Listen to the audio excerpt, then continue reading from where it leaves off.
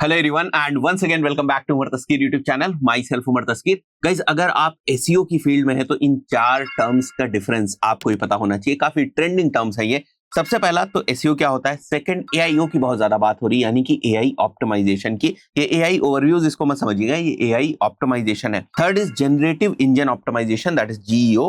And fourth is answer engine optimization, that is AEO. तो इन चारों चीजों में फंडामेंटल डिफरेंस क्या है ये आपको समझ में आना चाहिए, और इन चारों चीजों के पीछे की जो एक्टिविटीज होती है वो क्या होती हैं। चलिए शुरू करते हैं। सबसे पहले हम लोग एसईओ से शुरू करेंगे। जो सबसे मोस्ट स्टैंडर्ड वे है सर्च इंजन्स के लिए अपने कंटेंट को ऑप्टिमाइज करने के पॉइंट ऑफ व्यू से, उसको हम लोग सर्च इंजन ऑप्टिमाइजेशन बोलते हैं। अगर आप एसईआरपीज में अपनी वेबसाइट को या वेब पेज को रैंक कराना चाहते हैं तो फिर बेसिकली आपको एसईओ करना होता है। सर्च इंजन्स जैसे कि गूगल हो गया आपका सर्च इंजन, बिंग हो गया आपका सर्च इंजन, उसी तरीके से यूट्यूब भी आपका एक सर्च इंजन है। तो जब भी आप अपने वीडियोस में कुछ इस टाइप से आप ऑप्टिमाइजेशन करते हैं, टाइटल्स या डिस्क्रिप्शन इस तरीके से लिखते हैं, जब आप की ये मंशा होती है कि कुछ स्पेसिफिक क्वेरीज के ऊपर आपका वो वाला जो वीडियो है वो रैंक करे अगर कोई यूट्यूब के ऊपर जाकर कुछ सर्च करता है, that is basically called as search engine optimization. अगर मैं प्राइमरी चीजों की बात करूं, कौन कौन सी चीजें इन्वॉल्व होती हैं सर्च इंजन ऑप्टिमाइजेशन में, तो the first thing is keyword stuffing, जिसका सीधा सा मतलब ये है कि आप कीवर्ड रिसर्च करते हैं।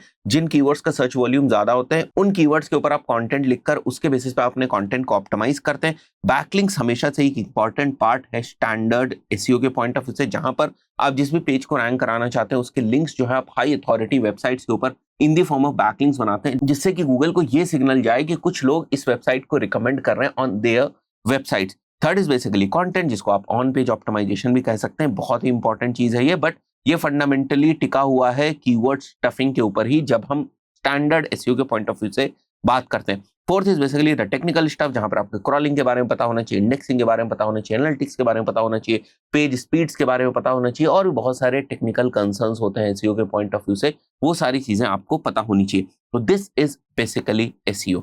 अब एआईओ क्या है? एआईओ जैसे नाम से पता चल रहा है, AI optimization. So this is when you make your brand visible to LLMs, जैसे चैट जीपीटी हो गया, परप्लेक्सिटी हो गया। तो जब भी आप ये चाहते हैं कि आपकी ब्रांड या आपकी वेबसाइट इन एलएलएम्स को विजिबल हो, और उसके लिए अगर आप कुछ एफर्ट्स कर रहे हैं तो आप उसको एआई ऑप्टिमाइजेशन बोलते हैं। अब उसके लिए डेटा कंसिस्टेंसी की बहुत ज्यादा जरूरत होती है। फैक्चुअली आपकी जो डेटा है ना वो बहुत ज्यादा करेक्ट होनी चाहिए, तभी आप एआईओज में आएंगे, राइट।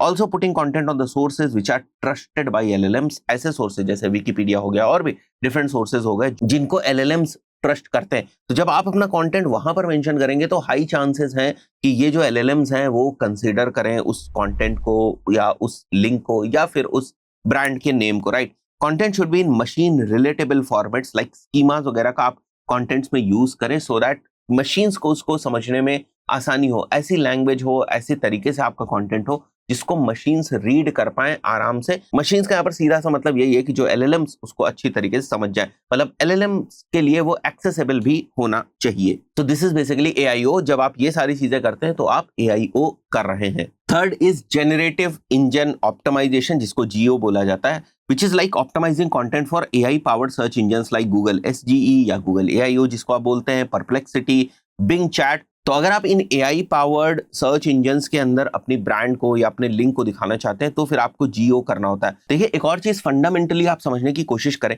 कि आप जो भी एक्टिविटीज कर रहे हैं, जीओ के लिए भी, एआईओ के लिए भी या एसईओ के लिए भी, ये कहीं ना कहीं बहुत सारी एक्टिविटीज जो है वो कॉमन होती है। बहुत सारी चीजें इसमें ऐसी हैं जो फंडामेंटल है, जैसे कंटेंट की क्लैरिटी, कंटेंट का ह्यूमनाइज्ड होना, ये सारी बहुत ही फंडामेंटल चीजें हैं जो अगर आप करते हैं तो ऑलरेडी आप सारी चीजों में बाय डिफॉल्ट एक तरीके से आते जा रहे हैं। तो जीओ के लिए आपके बेसिक एसईओ वेबसाइट क्लियर होना चाहिए, ईट के कॉन्सेप्ट आपके फुलफिल्ड होने चाहिए, आपकी वेबसाइट की अथॉरिटी अच्छी होनी चाहिए, स्कीमा मार्कअप्स की जहां भी रिक्वायरमेंट है वहां आपने करी हो, तभी आपकी वेबसाइट के लिंक्स वगैरह ये एआई पावर्ड सर्च इंजन्स में दिखाई देंगे। तो इसको ध्यान रखिएगा। This is basically called as GEO, that is generative engine optimisation.